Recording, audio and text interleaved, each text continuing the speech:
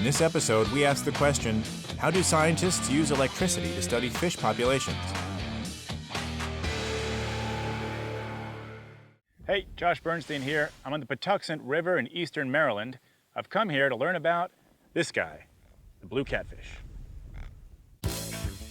Blue catfish are native to the Mississippi, Missouri, and Ohio River basins.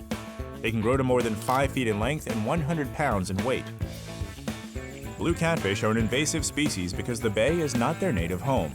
They have no natural predators, eat large amounts of native species of fish and invertebrates, reproduce rapidly, and have the potential for economic and environmental harm. I'm visiting with researchers from the Smithsonian Environmental Research Center to learn more. I'm meeting with Rob Aguilar. He has offered to show me how scientists solve the challenge of capturing and monitoring blue catfish populations in the waters of the bay. Because the catfish live in murky water of varying depths and they move around the bay, it's challenging to capture them. One technique Rob and his team employ is electrofishing. Electrofishing started when? It's been around for several decades. It's a really efficient, safe way to sample fish in low salinity environments where other methods just are impractical. But electrofishing allows you to get a good idea of the assemblage of fish or specific species of fish that you're looking for. Electrofishing uses an electrical current, measured by frequency, to stun the fish so that they float to the top of the water. With the catfish, we are using a lower frequency than you would if you wanted to assess the total fish community. The blue catfish are very responsive to this low frequency. So when we're fishing today, we should just see the blue catfish responding really well to the current that we apply to the water. Yeah. The electrical current is run through the water where the fish live, which can be dangerous if it's not done properly. I'm wearing this so I don't get electrocuted. And you're gonna stay far away so you don't get electrocuted. Electrocution can pose a serious risk, which is why I had to complete an electrofishing safety course in order to join Rob in this endeavor. I should also point out that electrofishing without a permit is illegal, so please do not try this at home. Having said that, electrofishing is pretty amazing science in action. On the boat, a generator connected to a special control box creates a current.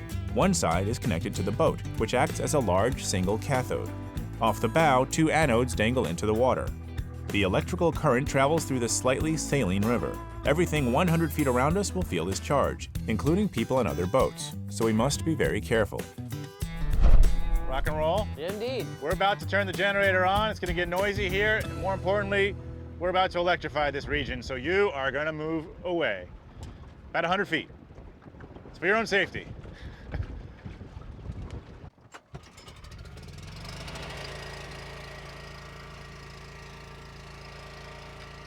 All right, we're live. We're fishing. Within seconds, blue catfish start floating up to the surface. There's one. My job in the bow is to spot the fish, point them out to Rob, and net them. All right, got one. In the stern, Rob steers us towards the fish.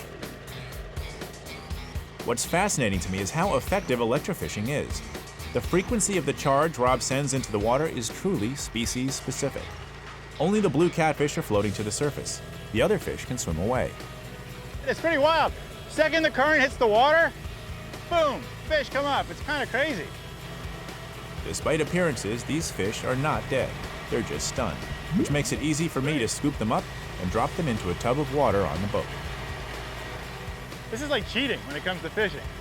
By sending an electric current into the water, Rob and his team can capture and monitor a single species of fish and its population. This is important because the invasive catfish now makes up over 75% of the total fish biomass or weight in parts of the bay. This has consequences for the whole bay's food web, especially the fish, oysters, clams, and crabs they feed on. As for our original question, how do scientists use electricity to study fish populations? We can see that electrofishing offers a practical and efficient way to catch invasive species. Rob says we have enough fish, so it's time to take them for tagging, with an acoustic tag and Dart ID tag. On to part 2, catfish surgery.